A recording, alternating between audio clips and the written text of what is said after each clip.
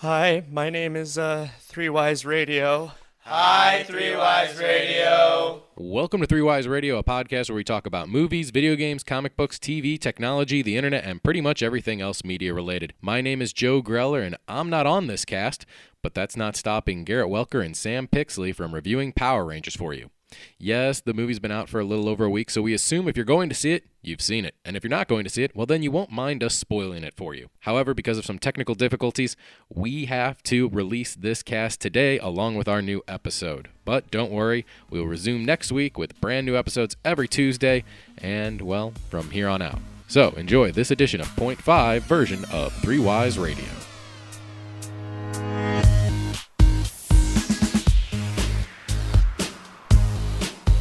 I just totally forgot what he says now. Welcome to Three Wise Radio, a podcast where we talk about movies, video games, comic books, TVs, internet. TVs. Specifically TVs in general. You know what? The Samsung V2000 has been really impressive lately. The internet, and much more. I'm Garrett Welker. I'm joined tonight by Sam Pixley. Joe's What's not up? here tonight, so we're going to record without him. Yep, damn straight. Go Power Rangers. Yeah, we're gonna give you our in-depth review on Power Rangers, and just let you know. That's about it. Just a little mini episode. We were hoping that we were going to be able to get this out before our podcast that comes out on Tuesday, so we're going to do our best to get it to you. Yeah. Let's get started. Yeah. So we saw it today, this afternoon, in a jam-packed theater. There was like 8 people. Yeah, there was like 8 people there. But you know what? This is the first movie that I think in 2 months that I've seen where we were in it and no one was on their phone in the very beginning of the movie. Oh, yeah. We've had a real bad streak of people just constantly being on their phones, either recording previews or Snapchatting. The fact that they're in a movie theater. What movie was that? That was, I can't remember what that one It was. was an IMAX. It was an IMAX. It was, what would we see? It wasn't Logan. No, It was It Kong. was Logan. It was Kong. No. It was Logan. Yeah. It was both. I mean, when I went to see Kong, because I saw Kong separately from you guys too, there was somebody in there as well. Just like taking videos. Like, that's awesome. Man. I mean, the theater used to be like a just like planes. You know how the theater used to be a destination place. It was like, oh, let's get dressed up. That is no longer the case. So I don't think you really need to celebrate being in a theater with 8 different Snapchats. But But this guy did. that he did. So yeah, mad respect to everybody in the theater for not turning on their phones. But let's get into it. I mean, this is a movie that's been in the talks for quite a long time. Mm-hmm. Finally sat down and saw it. Let's break it down. Actors. First and foremost, kids. Honestly, I feel like the kids did a pretty good job. Like, it was a new take on the Rangers. I feel like they did a really good job with doing with what they were given. I feel like the script probably could have been tweaked a little bit better, but like A little is, maybe a underrepresentation of how much work it needed. But yeah, I mean, I agree with you. I think the kids were serviceable for what this role is. Like, we're not expecting any Oscar noms to come out of this. The one bleak spot that I think we did have was Elizabeth Banks. yeah. Not sure if it was the character, but a lot of her lines were just very, very one note, very monotone. There's a scene towards the end of the movie where she is shocked that something is happening, and her response is, "How?"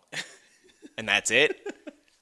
So a little bit of an underwhelming performance there. Yeah. But yeah, I think all around, Bryan Cranston shined like the sun. As he always does. I mean, I suppose. Bill Hader is Alpha 5. What'd you think?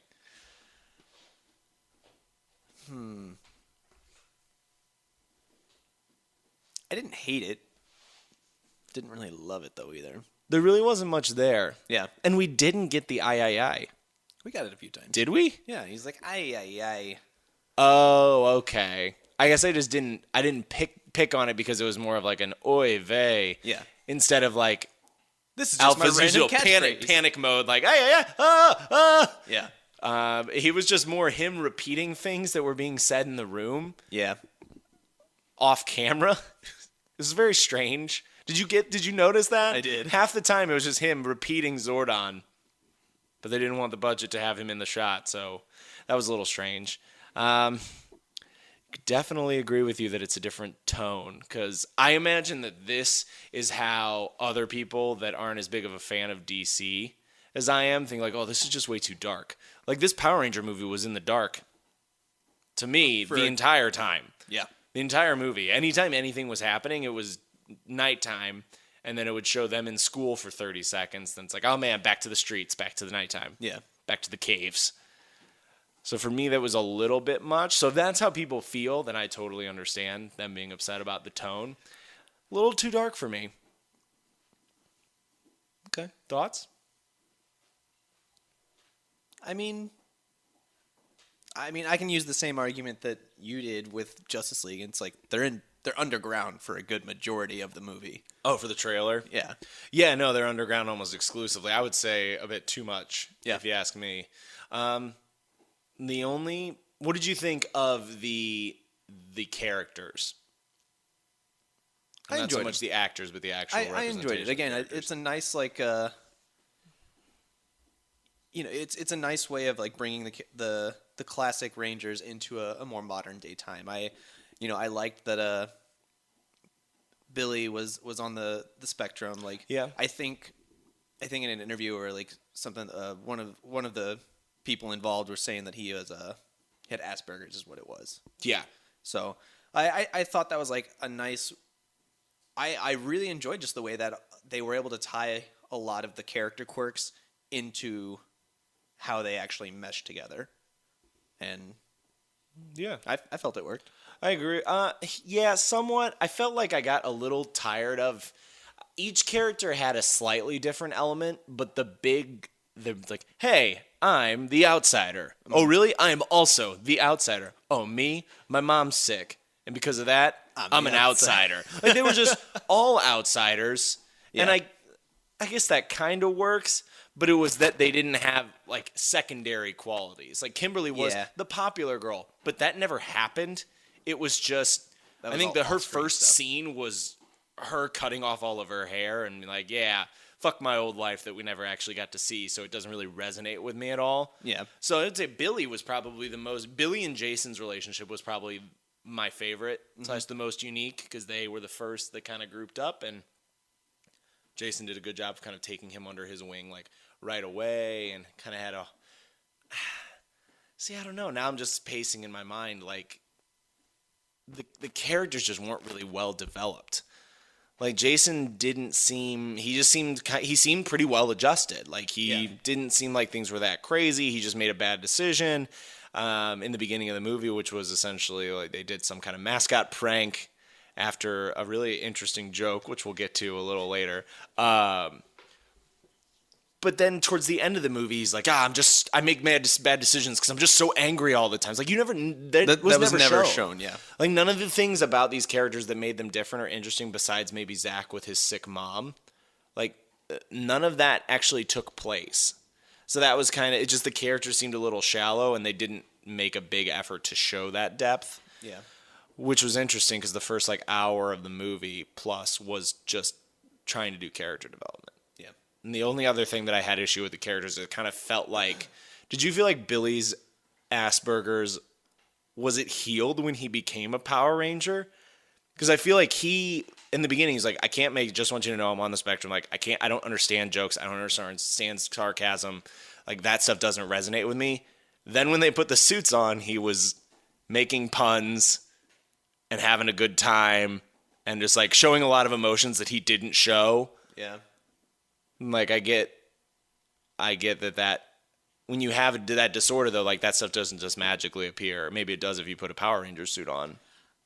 I doubt it. I'm probably delving a little too deep into Nick Saban's Power Rangers. Yeah. But anywho, yeah, it just felt a little shallow for me for a movie that did spend almost the entire time building them up as people. Yeah. How much time would you say we actually saw Power Ranger action? Maybe like 15 to 20 minutes. Yeah, tops. Like just Power Rangers by themselves in the suits, 5 minutes. Not a lot. Yeah. That's sadly, I was sitting in the theater thinking to myself, man, this could probably be a shortened movie. And then I thought this could probably be 30 minutes long. You know what? This should probably just be a TV show. Well, I mean, like, if you think about the progression of the old episodes, like that's pretty much how it was. It was just like a bunch of exposition. They fight they fight as regular humans. Yep. Then they morph real quick, and then it's like, oh shit, we beat the bad guy because we shot a giant laser gun at him. Oh shit, he's big now. Zord time. Zord time for the rest of the episode. Conclusion. Yeah, I mean, that's true. And I thought that too when we were saying that. Like, a lot of things were coming back to me with this show. And that the show really was a lot of... It was kind of Spider-Man-esque, where it's like, I got these high school problems. Like, oh, again, there's a bench press contest I got to get to. Oh, snap. Something's just messing with us now. Quick, let's morph so we can get back to what we're supposed to be doing in school or at the Jamba Juice or whatever it's called. So I guess it kind of made sense that the Power Ranger thing is almost secondary to their normal lives. Yeah. So I guess actually that was a good choice, but to me it felt like I wanted more. No, I can agree with that. Yeah, but it was still kind of fun. Was the combat? Did you enjoy the combat? All 5 minutes of it? Again, I wanted more combat. Jason got a sword. No one else got that came out of his hand. It was more like the T2 Terminator. Yeah. Just kind of melded out of his hand and he was swatting at people. No one else got weapons and he exclusively used that. Yeah. So weird, right? I don't understand it because then at the end he puts it back into his ship. Docks it. Here you go, man. Thanks for the sword. It's like, wait, was that it? I feel like that was probably like some scene that was pivotal to the sword but wasn't pivotal to the rest of the story, so they just cut it. Pivotal to the sword? Yeah, as to like why it showed up and why it wasn't so important that he had to return it, you know? Yeah, I guess. I mean, I think that was just more of him being like, hey, we're here when we need, we're here whenever you need us. But I'm not keeping this thing around with me because it just causes chaos wherever it goes. I mean, these things are floating, these things are teleporting, these coins are making things boil, making soda cans explode. Yeah. Like, these things have some really interesting properties from the, what's it called? The power grid? Ranger grid? Morphin grid. Morph grid, right. Which Goldar is trying to take the life crystal from planet Earth, which will be like 10 million nukes going off, according to Billy's calculations. What? Or someone's calculations. No, I know that, but it's still just like, how do you even fathom that? I don't know. All right, so we covered characters. We covered plot-wise. What did we think? Nothing was really surprising. No. It kind of was all laid out in the trailers. Yeah. Former Green Ranger goes bad. Red Ranger turns into Zordon. I was a little interested that Zordon originally had selfish motivations. Yeah. Because the whole idea apparently he was going to have was spoiling this baby. So he was going to originally, once they were able to morph, it was going to open the morphin grid so that he could then re-energize himself and come back to life. But he didn't want them to know about it, and Jason overheard. But then he decided to do the noble thing and resurrect Billy instead, Right. But Billy drowned after being underwater for 15 seconds? Yeah. After like a 3-minute underwater scene where they were all holding their breath. I hadn't thought of that until I was just talking about it. I hadn't made that connection, but whenever they were underwater during the discovery scene, I was like, wow, this is going on for a very long time. Like, congrats, you guys can hold your breath for a very long time. Unless you're wrapped up in Rita Repulsa, it was like random crap. It was like chains and fishnets, floss, and just all kinds of crap, just holding them together. Repulsa was really big on just utilizing random things around her. Yeah. Yeah, man, she was so bad. I did not care for her at all. I didn't either. Any highlights for you?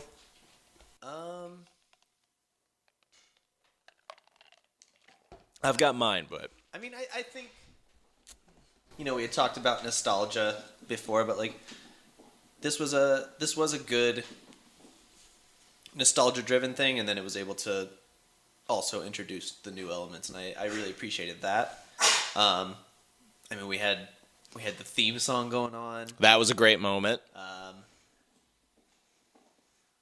Yeah, I'm not really sure what else. I mean, I was actually pretty impressed. The biggest standout for me was they occasionally had they had like 4 times in that movie where they had a really out of place, inappropriate joke, and it was really funny.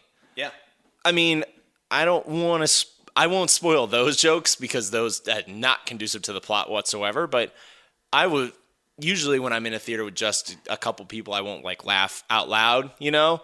But you and I were cracking up it was just an unexpected thing. Like, very, I'll just say sexual, but we'll move on from there. That to me was great.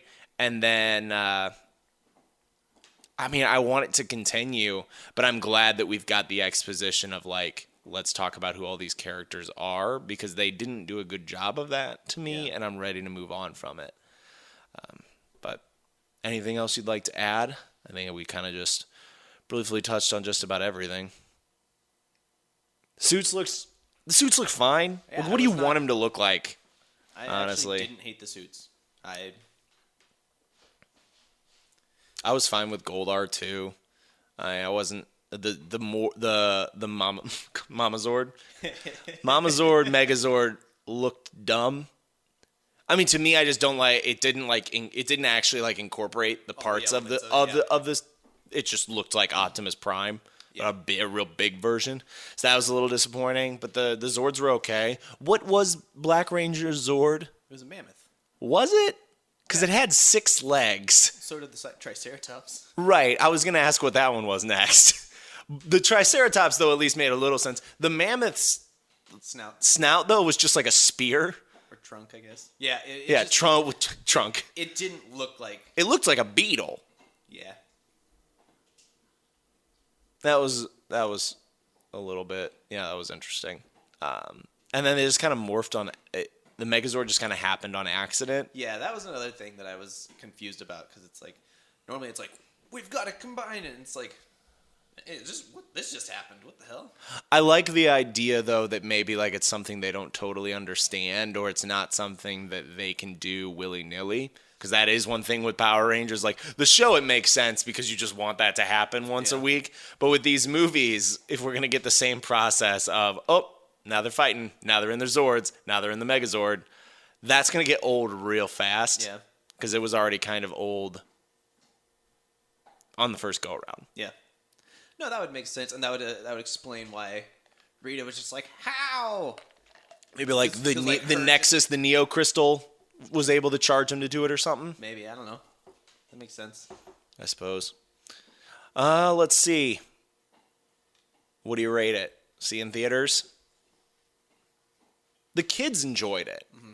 The kids that were in the theater was mostly like adults and their children and us, and they seemed to be a fan to really enjoy it. Yeah. I would recommend a matinee. Matinee for sure.